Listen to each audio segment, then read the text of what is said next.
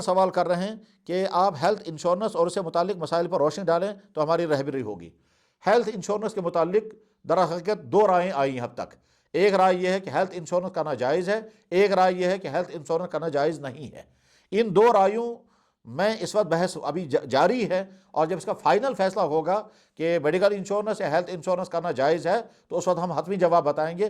اس وقت کچھ علماء کی رائے یہ ہے کہ ہیلتھ انشورنس اگرچہ انشورنس ہی لگتا ہے مگر یہ انشورنس نہیں ہے، یہ اس میں ہیلپ ہے بیماروں کے لیے، اور یہ امداد باہمی کے طور پر کام ہو رہا ہے۔ اور کچھ علماء کی رائے ہے کہ نہیں، یہ انشورنس ہی ہے، اور انشورنس جیسے باقی انشورنس ناجائز ہے، یہ انشورنس بھی ناجائز ہی ہے۔ ایک طرح سے جب دیکھا جائے کہ وہ بیماریاں کہ جن کے علاج بہت مہنگے ہیں اور انسانوں کے بس سے باہر ہیں، اور اکثر لوگ وہ مہنگے علاج نہیں کر پاتے ہیں، ان کے لیے ایک بہتر اور آسان راستہ ہیلتھ انشورنس یا میڈیکل انشورنس ہے، تو جائز ہونا چاہیے۔ مگر انشورنس کی پالیسیاں جو جوا اور قمار اور سود پر مبنی ہیں، اس کا تقاضا ہے کہ ناجائز ہونا چاہیے۔ تو عنقریب انشاءاللہ جو مباحثہ اس سلسلے میں ہونے والا ہے، اس مباحثے میں جو آخری فیصلہ ہوگا وہ انشاءاللہ سنا دیا جائے گا۔